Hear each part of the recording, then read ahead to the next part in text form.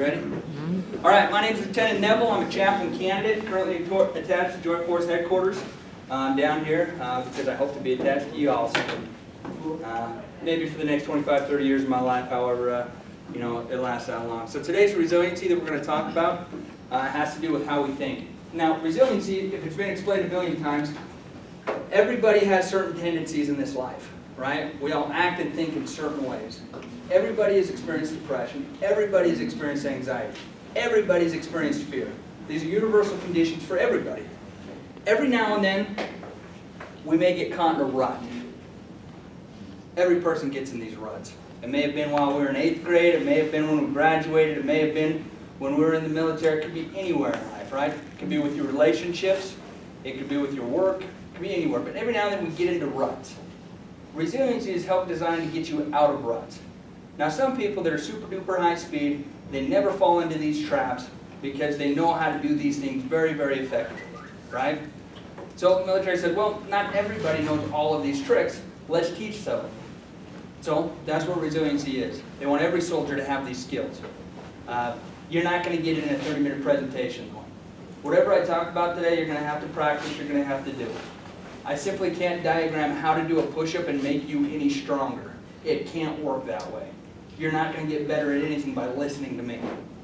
So I'm here today for two things: to give information, and hopefully there's a little bit of motivation that I can put forth that you decide, you know what, I want to start doing that a little bit more in order to improve your life in some way.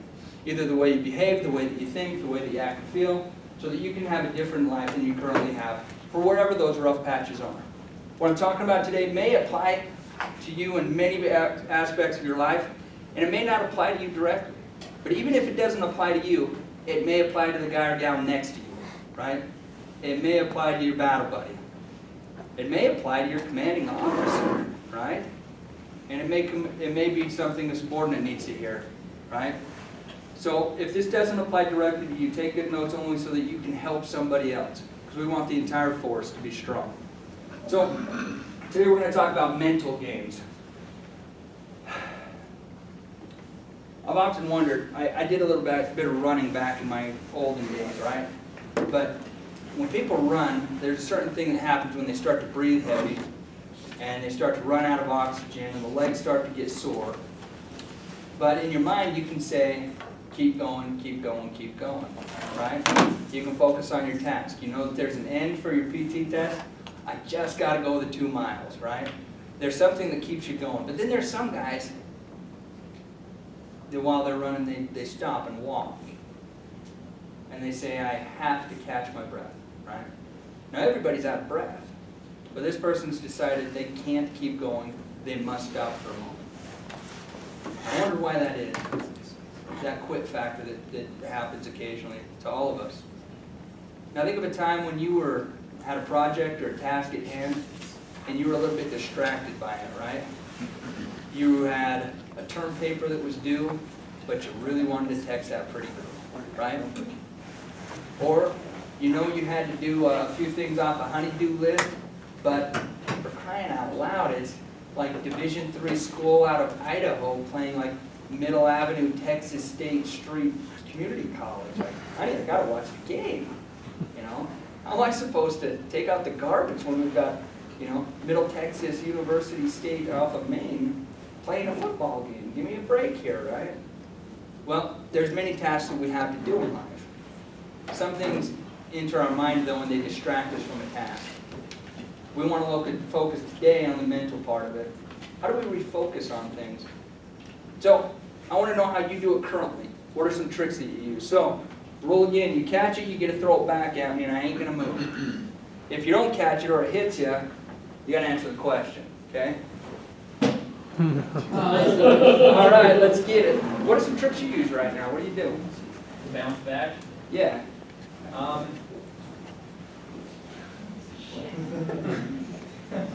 Some of the things I do to bounce back is I like to sit down and reevaluate my priorities, find out what's most important, and move down from there. Okay. How do you refocus yourself like that?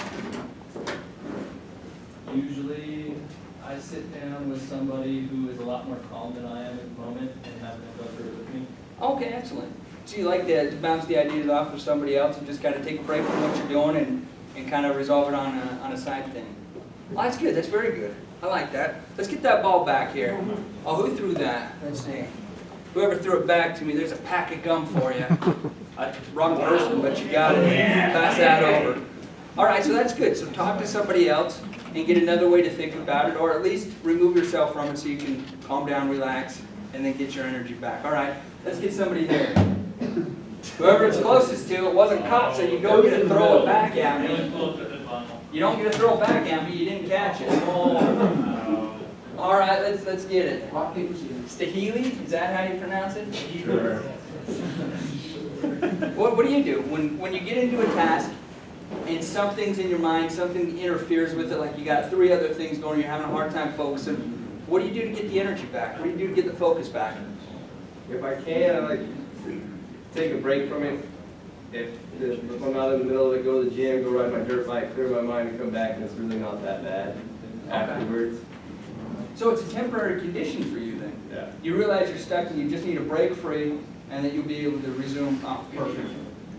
Yeah, that was as good as possible. I mean, I actually got it there that time. Excellent.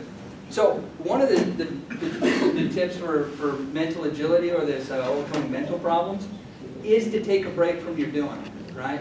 Sometimes we want to just always, push on, and there is a time for that, right? But it's not every time. If you've got somebody yelling at you saying, do it, well, you probably should do it, even, you can't exactly say, time out, Drill Sergeant. I'm tired, I'm breathing heavy. No, you got to push them out. You just got to do what they say, right?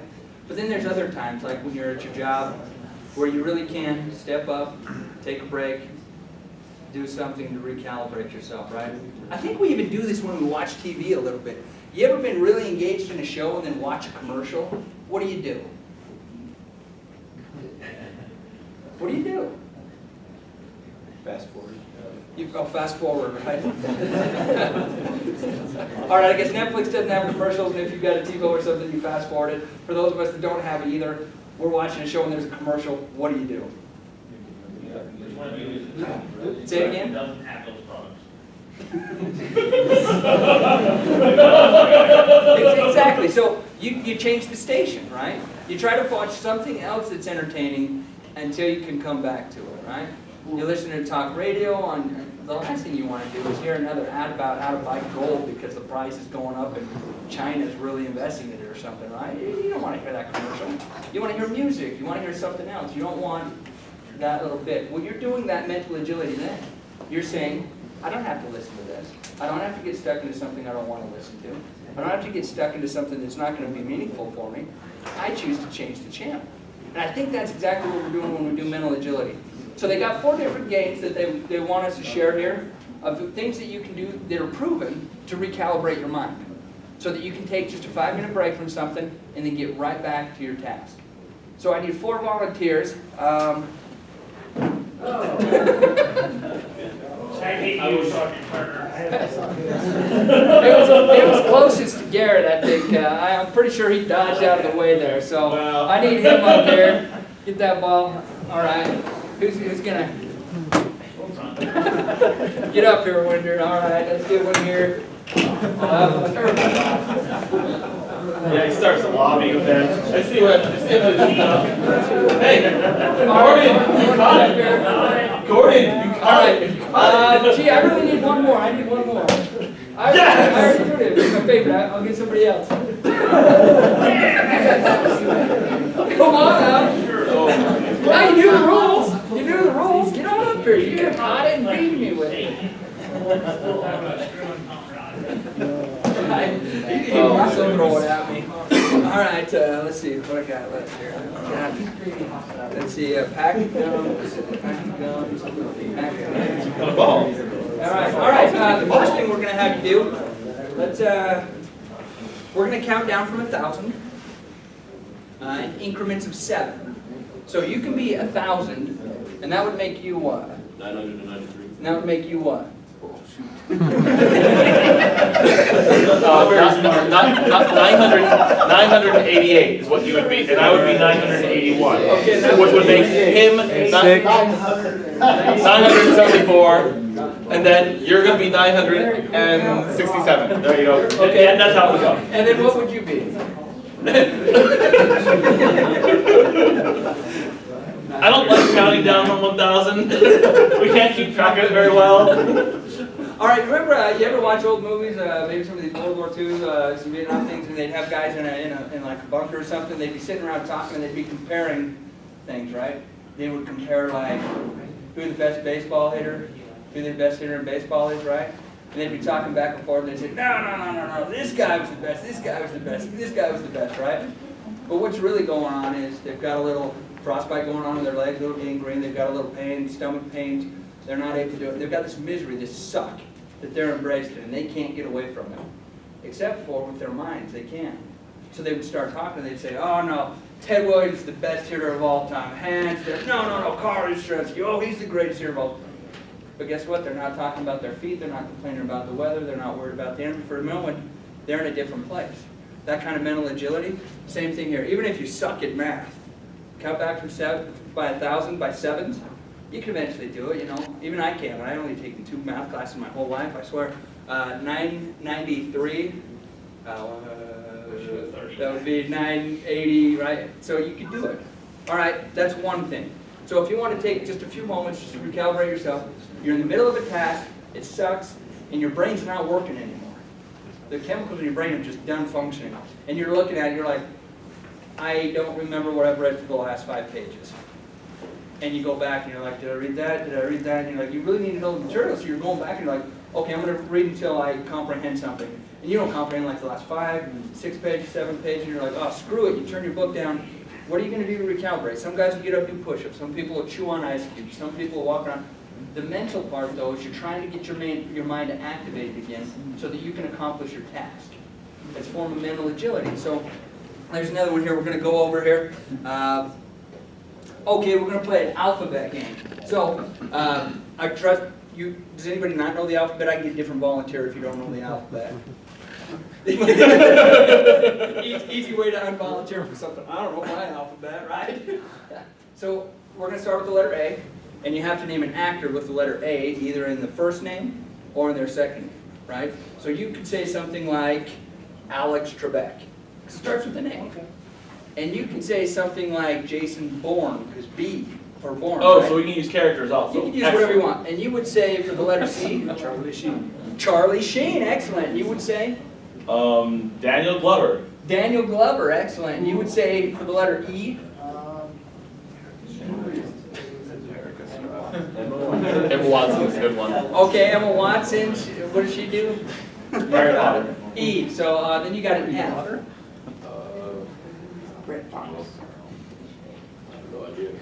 Jamie Foxx. Got an F. He's an F. So E, F. What comes after F? I'm not bringing it back off of his Danny Glover. G. Oh, now what did that take? What did it take for him to use the G? It took mental agility. He wasn't thinking of Danny Glover 5 people ago. He wasn't. G, Glover, got it. Quick, right? Now imagine you're in a task and you're not sure how to do it and you're just, oh, I need a break. Things like this will stimulate the brain. He wasn't thinking of that a minute ago. He is now. That means he had brain stimulation and you watched him get stimulated right in front of you. Right? His brain, right in front of you, his brain starts turning. You didn't see it? That's a mental agility thing. So when you're stuck with something, you can use a task like this to get into it. So if he's a G. Happy Gilmore. H, Happy Gilmore. Oh, beautiful, Happy. A I. He's got an I. I am Sam. I am Sam. You picked a movie title, it might as well. All right. I. J. A, B, C, D, E, F, G, K. K. So you gotta use a K. Kevin Black. Keira Knightley, there we go. Oh, Keira Knightley, very nice. All right. A, B, C, D, E, F, G, H, I, J, K, L. L. Oh dear. I don't know. Oh dear does not start with an L. Good attempt there, but it doesn't start with an L. What about Taken? You watched Taken lately? Oh, Liam Neeson, yes. Boom! He's got an L. M-N-O-P. You need an actor whose name starts with Amenopee. I've got a couple of 3-year-olds that think Amenopee is a letter. So Amenopee, somebody who starts with an Amenopee. Mike Tyson. Mike Tyson, all right. Go back to Neeson. Oh, cheater! Cheater, Liam Neeson's using the L, all right. L-M-N-O. Oliver Reed. Oliver Reed. P. Penelope Cruz. Penelope Cruz. All right, so we get it. Thanks, y'all. Go sit down. Appreciate your work there. Now, I need one person, just one person here. They're going to go, let's see, I want to make this. All right, he got it. Oh, no, you actually have to throw it at me. That's not going to work. I promise that I would not be able to. He didn't even stand up. I thought for sure somebody would stand up and really just gun it. All right. Good, good. All right, let's get, oh, stand up. Yeah. No, that wasn't, I saw where you were aiming. I don't like that. Let's who wants it? Self-deception, all right. Get up here. So the Army has a very specific alphabet, right?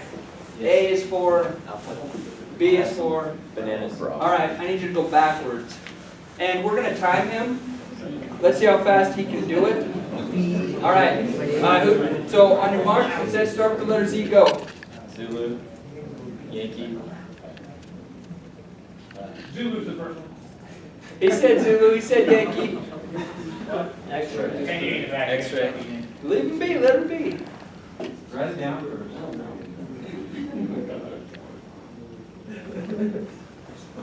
Whiskey. Good. Uniform. Excellent. Tango.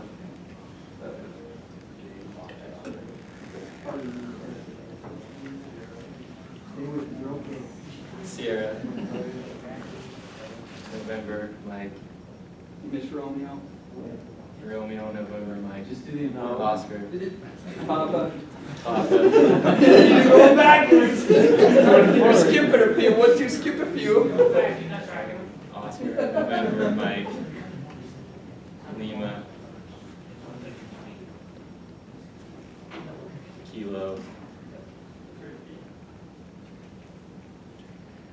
India, Hotel.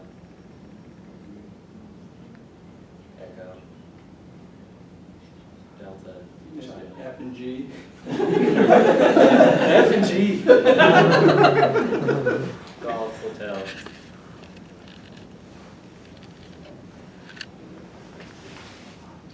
Foxtrot. Echo. Delta, Charlie, Bravo, Alpha. All right, he did that in a minute and a half. Give him a round of applause, huh? Now, who was laughing? Because I want to see if you can beat that. Irons. Irons, come up to the front here.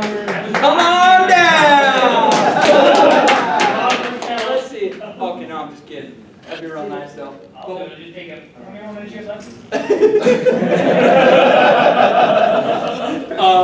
Zulu. What is he doing up here, though?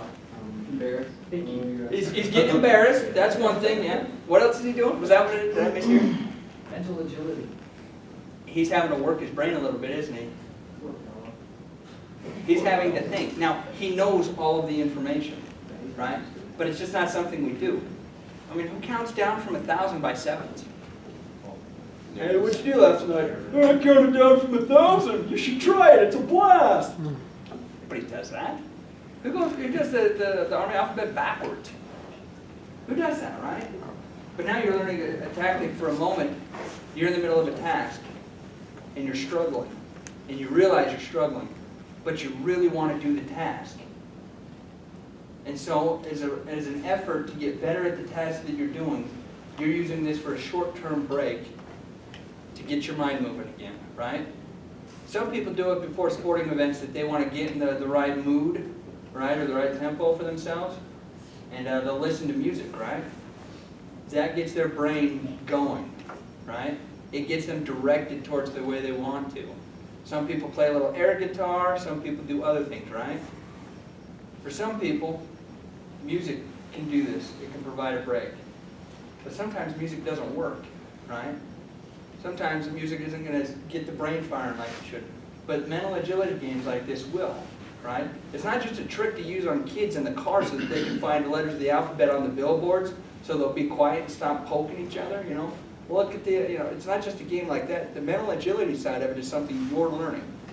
Now, you can practice this, and you can do it on your own. You can find out ways to do it. They've even made different apps and different things. Luminosity, different people do Sudoku, crossword puzzles. That's exactly what it is. They're working on mental agility. So when you do a crossword, and you see it's like 4 letters across, rhymes with, it's an animal, and you're like, I don't know, what could it be? But then you get something else, and you're like, oh, if the third letter is C, it could be duck. Oh, okay, will that work? Okay, and you start mental agility. That's what a crossword puzzle is. That's what Sudoku is, right? You're running numbers through it, you're trying to do it, you're figuring out, how do I do this, right? Now, it's been proven that you can have like 2 minutes of meditation, and it can relax you, right, with your breaths. A lot of players in the basketball do this when they get to a free throw line, right? They've just been running. And what do? They take a deep breath. They get into a very specific mode. This is how I shoot my free throws. I dribble a couple of times, I spin around my back, I take another breath, I bend my knees, they get into a routine, and then they perform the task. But what were they doing before? They're getting their mind engineered for it. Fans, they're trying to interrupt the brain that's shooting the basket. They try to be noisy. They try to distract them. They try to do things to break their concentration, right? The best players learn their routine and to just focus on the task at hand. That's a mental agility that they're using that they don't get the luxury of during most of the game. This is the same thing for you. So the next time you're in a task or you're in doing something where it requires a lot of effort on your part and you feel stuck, realize you can get yourself unstuck. Now, some people do this just naturally, right? They'll set the alarm on their phone and say, I just need a 5-minute power nap. They'll put their head down, the buzzer goes off, they get back to the task at hand. For some people, it can be as simple as a coffee break. For other people, I even wrote notes down here. Let's see, where did I write the notes? I forget the name. Care. You used to be here, you used to major. What was his name? Care. And every now and then you'd be in a room, you'd be stuck at the computer, and everybody would just be down, and he would say, smoke break. And what would you do? You go play basketball. Interesting. You're in a task. He notices that the morale or whatever, the energy level's down, and he says, I gotta fix this. That's a mental agility. Take the break, focus on something else. Now you get into basketball, and you may have been stuck on a computer doing a map and diagramming and doing numbers, and it's not making any sense. But as soon as you get out to the basketball court, your brain is now thinking, I gotta shoot, I wanna be behind this guy, I gotta be fast, I'm gonna break it on purpose so I can make the layup, I'm gonna do this, I'm gonna do this. Your brain is firing. And then you get back to the task at hand, and what do you know? You're working smoother and better than you were before. And the teamwork is improved. Well, that's your lesson today, mental agility. You already use it in many aspects of your life, but you can use this to be a more resilient soldier.